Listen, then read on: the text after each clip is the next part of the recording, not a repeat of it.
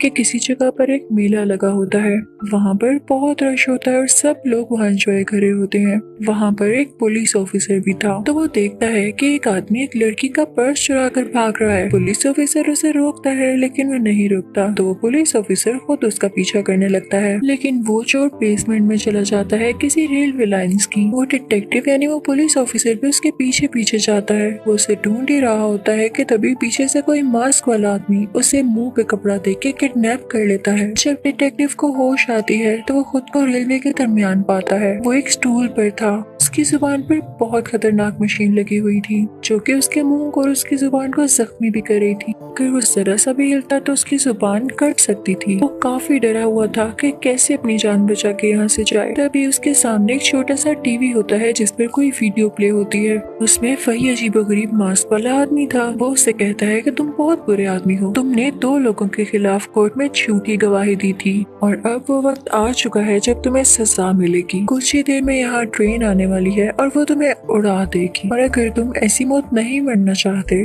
तो खुद को आजाद करवा लो, लेकिन अगर तुम हिले तो इस मशीन से तुम्हारी जुबान काटी जाएगी और यही तुम्हारी सजा होगी। अब वो पुलिस ऑफिसर काफी कोशिश करता है। उसके हाथों को बार्ब वायर से बांधा गया था क्योंकि उसके हाथों को बहुत जख्मी करी थी और उसके हाथों से खून भी आ रहा था। पुलिस ऑफिसर जैसे तैसे करके अपने हाथों को खोलता है, लेकिन वो वायर लग जाने से उसके हाथों से बहुत खून आता है। तभी सामने से ट्रेन भी आ जाती है। वो अब लेट हो चुका था और उसकी जान अब जानी ही जानी थी। ट्रेन उसे उड़ा देती है। उसकी बॉडी काफी छोटे छोटे टुकड़ों में बढ़ जाती है और उसकी जुबान भी कट गई थी। ये सीन बहुत ही ज्यादा पेनफुल था। इस इंसिडेंट के बाद वहाँ पर और डिटेक्टिव्स आते हैं, लेकिन वो पहचान ही नहीं पाते कि कौन था क्योंकि उसकी बॉडी का काफी बुरा हाल हुआ था। फिर यहाँ से सीन चेंज होता है और हम एक आदमी को देखते हैं जिसका नाम सीक होता है। वो कोई गैंग लीडर था और उसके ग्रुप में और भी ज्यादा क्रिमिनल्स थे। वो एक होटल में होते हैं, तो सीक अपने साथियों को कह रहा होता है कि हमें एक ड्रग डीलर को लूटना है। वो सब अपने वेपन्स तैयार करने लगते हैं। अब ये सारे मिलकर उस ड्रग डीलर के पास जाते हैं और उसे सारा पैसा लेकर ये लोग वहाँ से निकलने वाले होते हैं, लेकिन उनके वहाँ से निकलने से पहले ही पुलिस पहुंच जाती है, फोन को रोक लेती है और अपने साथ ले आती है। यहाँ पर हम पर एक बहुत बड़ा राज रिवील होता है कि जो आदमी सीक इन चीजों को लूट रहा था उस गैंग के साथ मिला हुआ था। वो बेसिकली खुद ही एक डिटेक्टिव था और ये करना उसका एक मिशन था। वो एक लोकल पुलिस ऑफिसर से बात कर रहा होता है। डिटेक्टिव सीक कहता है कि मैं लोकल पुलिस ऑफिसर्स पे ट्रस्ट नहीं करता, पता नहीं वो केस को कैसे डील करें। तो जिस लड़की से बात कर रहा होता है उसका नाम एनजी होता है। एनजी उसे कहती है कि तुम्हें उनको बताना चाहिए था और तुम खुद ही उनके साथ चोरियां कर रहे हो। वो कहता है कि कुछ साल पहले उसके साथी से गलती हो गई थी। जब उसने उसको पकड़वाया तो इस बात पे उसको काफी अप्रिशिएट किया गया। उसे रिवॉर्ड भी मिला, मेडल भी मिला, लेकिन बाकी पुलिस वाले उससे नफरत करने लगे, उससे जेलस होने लगे थे। तो एनजी उससे कहती है कि इस तरह अकेले काम करना ठीक नहीं, मैं तुम्हारे साथ एक और डिटेक्टिव को साथ लगा रही हूँ। है तो वो नया, लेकिन तुम दोनों मिलकर काम करोगे। अब सीक काफी गुस्से में वापस अपनी टेबल पर चला जाता है, लेकिन वहाँ पर चूहा पड़ा होता है और वो भी मरा हुआ। उसे काफी गुस्सा आता है और उसे पता चल जाता है कि ये बाकी पुलिस ऑफिसर्स का काम है, क्योंकि बाकी पुलिस ऑफिसर उससे काफी जेलस होते थे।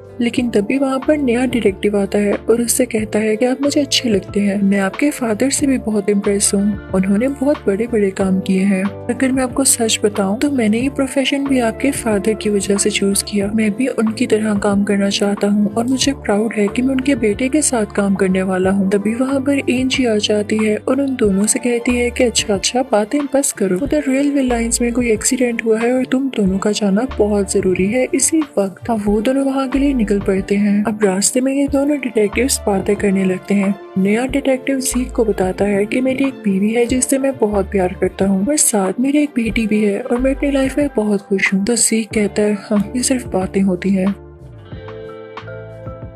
तुम कुछ साल और वेट कर लो, फिर देखना ये चीजें तुम्हारे लिए नॉर्मल होंगी, बल्कि तुम्हें ऐसा बच्चा ही नहीं लगेगा। असल में सीक की खुद जो सेपरेशन हो चुकी थी तो वो इन रिश्तों पर बिलीव ही नहीं रखता था। नया डिटेक्टिव फील करता है कि सीक में कोई होप ही नहीं है और वो काफी सैड और रुखी रुखी बातें करता था, इसीलिए तो वो काफी रिजिड और बोरिंग लगता था। फिर बातें करते करते वो लोग उस जगह पर पहुंच जाते हैं जहाँ पर एक्सीडेंट पेश आया।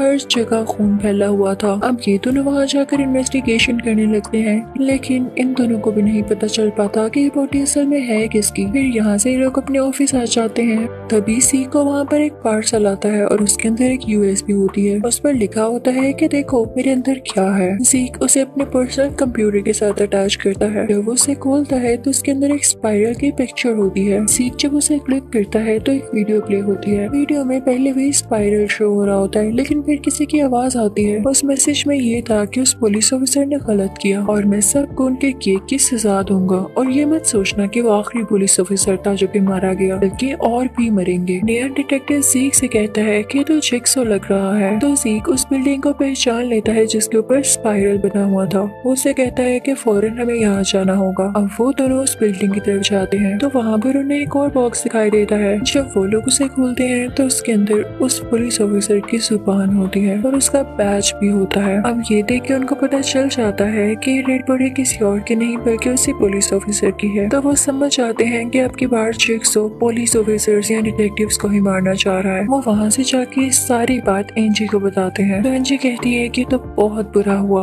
मैं खुद भी इस केस को देखूंगी। वो सीक से कहती है कि मैं तुम्हें इस केस का लीडर बना रही हूँ क्योंकि तुम जानते हो कि सब चीजों को कैसे हैंडल करना है। जिस पुलिस ऑफिसर की डेथ हुई वो सीक का अच्छा दोस्त हुआ करता था। तो सीक उसके घर जाता है और उसकी वाइफ से मिलता है। वो उसे हौसला देता है कि कुछ नहीं होता, पेशेंस रखें। अब वो उस आदमी की बीवी से कुछ क्वेश्चंस करने लगता है, लेकिन उसे उसके आंसर्स नहीं मिल पाते। अब वो कहता है कि क्या आप मुझे उसकी बिलोंगिंग्स दे सकती हैं, जैसे कि लैपटॉप और उसके यूज की चीजें। वहाँ पर उसकी अपनी एक्स वाइफ भी आई होती है, लेकिन वो उससे कोई बात नहीं करता और अपने घर आ जाता है। उसके घर में उसके फादर पहले से ही बैठे होते हैं। वो अपने बेटे से कहते हैं कि मुझे बताओ ये कैसा केस है और इसमें कौन कौन इन्वॉल्व है। लेकिन हम देखते हैं कि सीक अपने फादर से भी रूड होता है क्योंकि इन दोनों का रिलेशन भी अब इसमें अच्छा नहीं था। सीक चाहता था कि उसके फादर उसे समझे, उससे बातें करें, लेकिन उसके फादर बिल्कुल अंडरस्टैंडिंग नहीं थे, ना उसे टाइम देते थे। अब सीक विंडो की तरफ देखने लगता है और उसे याद आता है कि पहले एक केस उसने सॉल्व किया था जब उसके कोवर्कर यानी डिटेक्टिव ने एक विटनेस को ये कह के मार दिया कि इसने मुझ पर अटैक किया है, लेकिन सीक को सब कुछ पता था।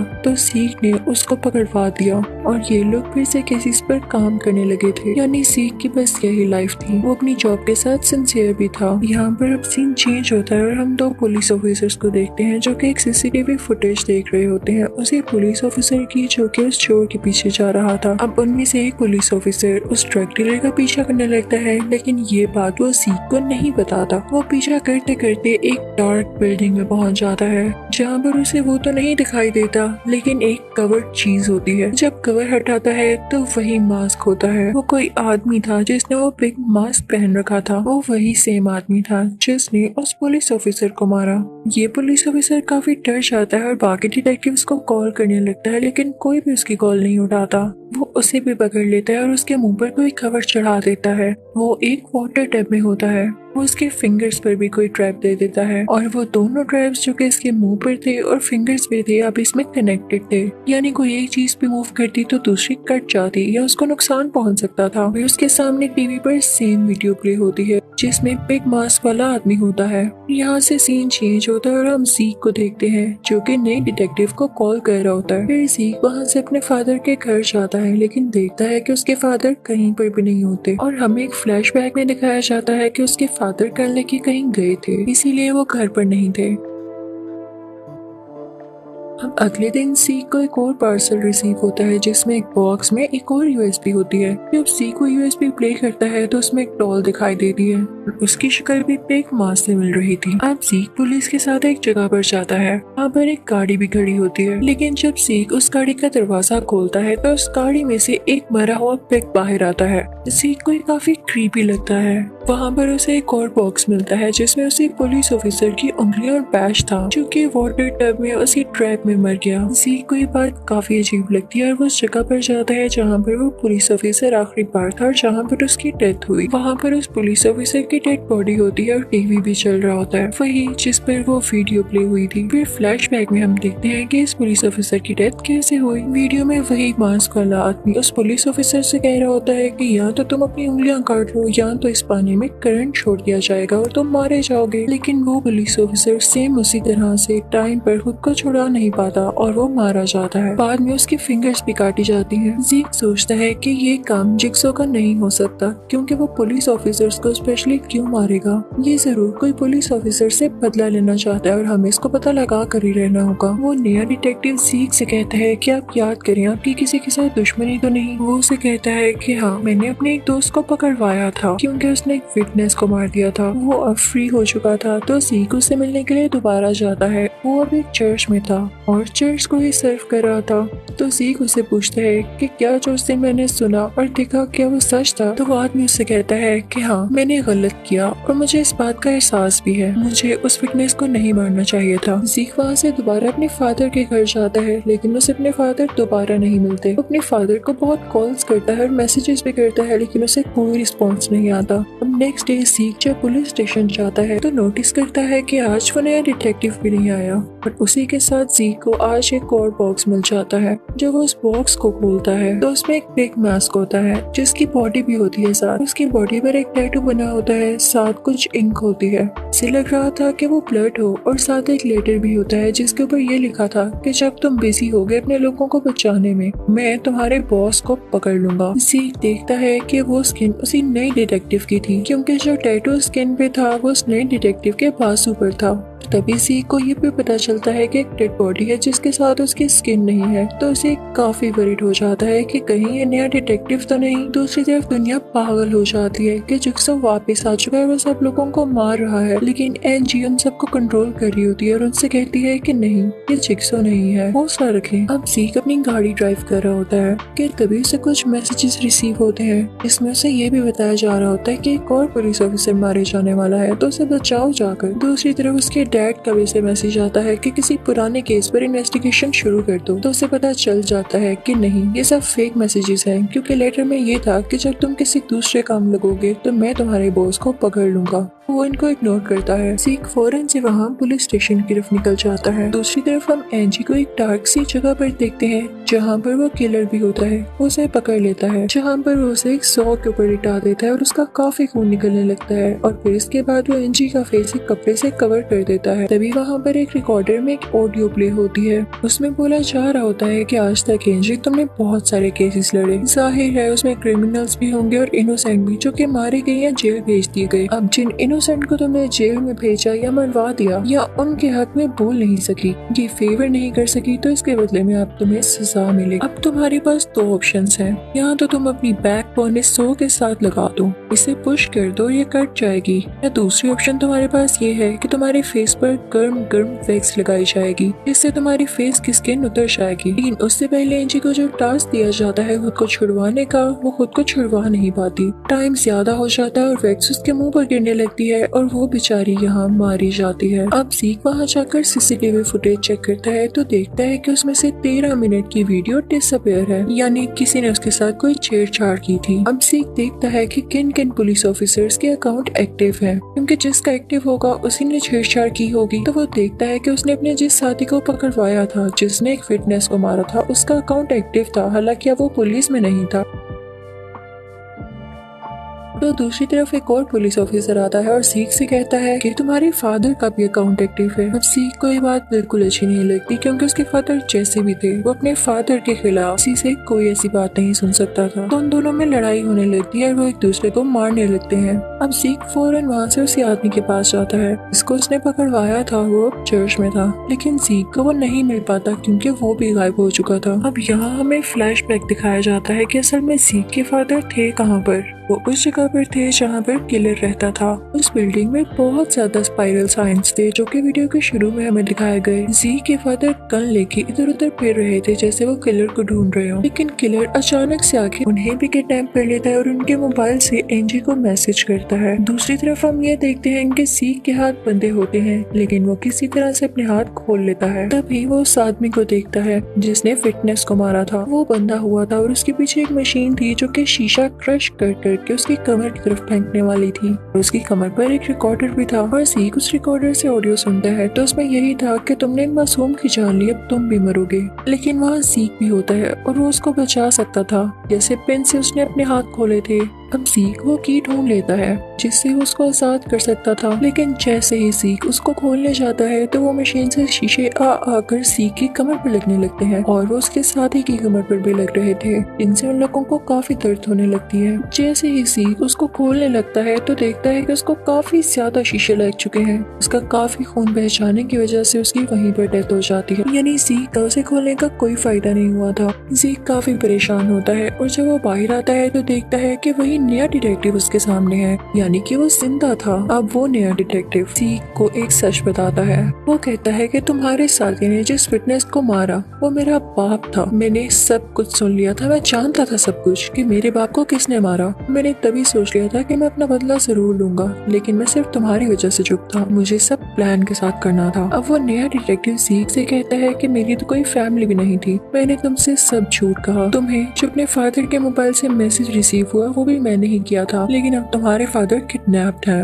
मैं तुम्हें एक ऑफर करता हूँ, तुम क्योंकि काफी स्ट्रॉन्ग हो तो क्या तुम मेरे साथ टीम अप करोगे? तो सीख को मजबूरन मानना पड़ता है क्योंकि उसे अपने डैड को जो बचाना था। अब वो नया डिटेक्टिव यहाँ फिर से इनोसेंट बन जाता है। वो पुलिस को कॉल करता है और खुद ही शूटिंग करने लगता है और उससे कहता है कि यहाँ शूटिंग हो रही है। फिर इसके बाद वो नया डिटेक्टिव सीख को भी एक गन देता है जिसमें सिर्फ एक ही गोली थी और फिर वो उसे उस कमरे में ले आता है जहाँ पर उसके फादर कैद थे। वो भी एक ट्रैप में थे और लटके हुए थे। अब वो नया डिटेक्टिव सीख से कहता है तुम्हारे पास सिर्फ 2 ऑप्शंस हैं। अब जैसा कि इस गन में सिर्फ एक ही गोली है तो या तो तुम अपने फादर को बचा सकते हो या तो तुम मुझे मार सकते हो। अगर तुमने अपने फादर को बचा लिया तो मैं तो उन्हें फिर भी मार दूंगा, और अगर तुमने मुझे मार दिया तो तुम्हारे फादर ट्रैप में वैसे ही मारे जाएंगे क्योंकि तुम्हारे फादर ने ही वो आर्टिकल बनाया था। इसको फॉलो करवाते हुए मेरे फादर को मारा गया। अब सीख काफी ज्यादा सोचने के बाद ट्रैप पर शूट कर देता है जिसमें उसके फादर होते हैं। उसके फादर की जान अब बच जाती है। के बाद वो फौरन से उस नए डिटेक्टिव की तरफ भागता है जो कि असल में क्रिमिनल बन चुका था।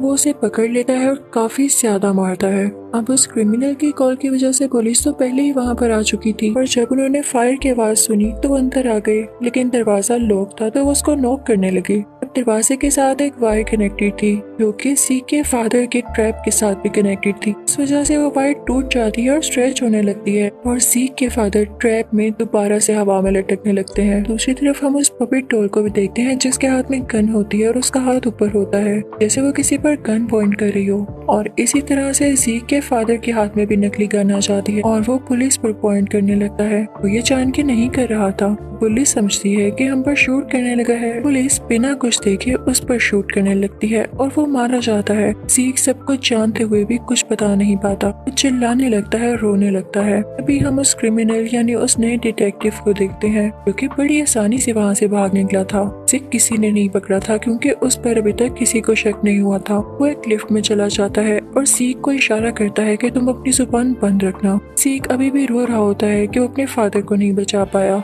और इसी के साथ इस मूवी की